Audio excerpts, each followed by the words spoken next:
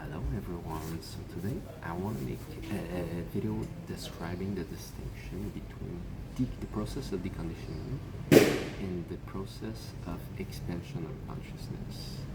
I think that in the previous video might not be so clear, and at first I think I want to bring clarification because all this book, with everything I'm sharing, it has been a process of clarity in my own journey, meaning that like something happened to me, I think I understand, I write a theory about it, and it's dismantled by my own journey.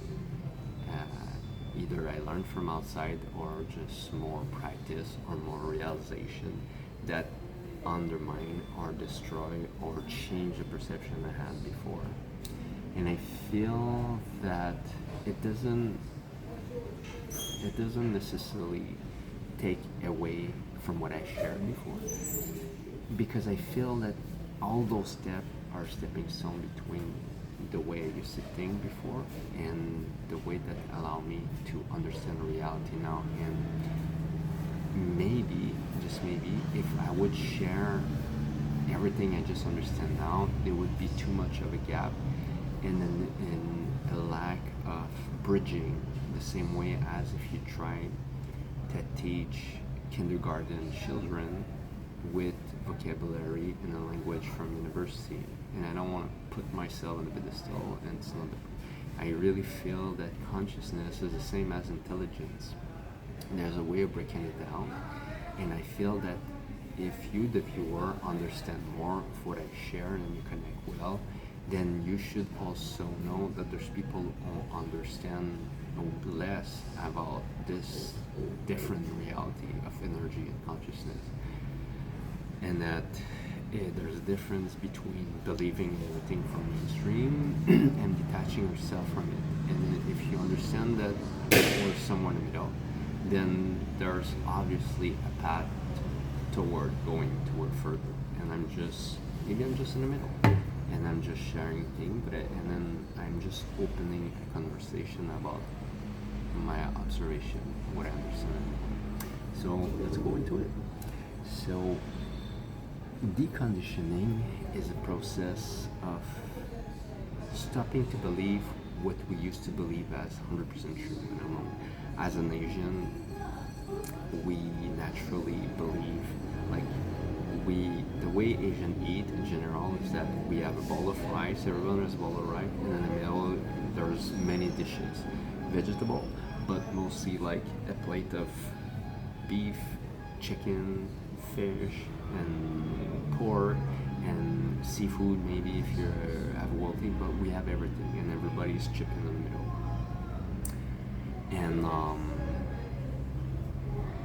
And then there are some Asian family who are eating vegetarian, but it's usually because of a social class, meaning the poor eat just vegetable, and if you're middle class or rich, you eat more meat. And it's not more really about partying. We don't have this knowledge, at least at the lower level consciousness. It's really about the status. It's like if you're poor, you eat vegetable, and because meat, it's more flavorful. Even if you want to eat less, like I asked, in the time I was vegan, I asked for no meat, and they just sparkle meat as a spice on the vegetable dish. It took like weeks, every day, to express them that we didn't want meat at all anymore. Just because they say it's the same price. It was not about money, it was just for us a question of principle. My friend were kind of traumatized because they saw literally the neighbor throw cutting a dog and peeling out the skin right in front of next to her room in a really rural area. And so they were kind of worried or scared that the meat they would serve us at her hotel would be dog. And so for them, they were traumatized. And for me, I just understand because it's kind of my culture. But actually, dogs are not served by poor people. It's actually like the same way as a turkey is. It's for special occasion, and it's for upper middle class. It's not for poor people. I think that's what I heard. Anyway, So what I'm going with this is that deconditioning is that you have a belief that you probably hold all your life. Like, say for example, meat is for upper class, or meat is the only way to get sufficient amount of protein. And or to higher education, it will make you more happy. It could be whatever that you were educated to believe when you were younger. And deconditioning is to dissolve that belief. And so when we're starting this process, we are naturally getting the fast conditioning, and it's the deconditioning that is distorting our perception of reality. And so we don't see with our normal eyes, we see with our third eyes, unless we have conditioning over in our mind. Conditioning in our mind is the same as glasses. If I wear glasses, like a laptop, if I wear glasses, like, oh, I have a filter, and I can see clear, but it's still darker. And now imagine if I have a second, third, fifth, 10th pair of sunglasses. I mean, those are cheap ones. But even with good quality conditioning, it creates layers. And although those ones are just making a reality darker, conditioning make reality feel more comfortable. But comfort is not, it's good only for the ego. The soul might suffer. Our true self might suffer. But if the ego feel comfortable or safe or in the know, then a lot of people will remain where they're at in their life instead of seeking outside of their belief system. And the spiritual journey, the first part of the spiritual journey is the deconditioning process. So you're conditioning yourself, you're deconditioning yourself. And in the process, so this is kind of an action. So you do less or you do more something to decondition yourself. And the difference with expansion of consciousness is that they are the conditioning, like I shared. I don't know if you guys following every video, but I said that we need conditioning so the true self can feed itself from and expand our true self. And so the conditioning left over become the food for our true self to feed on and expand the consciousness, meaning that the information which used to be a lie in our head and distorting reality, that same information change itself, and it's the same information but understood differently. And because of that, the reality makes more sense. We make more sense to ourselves, and we're able to step forward. It would be kind of being stuck in the labyrinth, but you're not stuck. You just have like eyed birds for a while, and then you can see from above, and you were never stuck. You were free. So conditioning is kind of, it's putting doors in the labyrinth, and then when we remove those doors, we're still in the labyrinth. It's still a puzzle to navigate life, but there's a way out of it.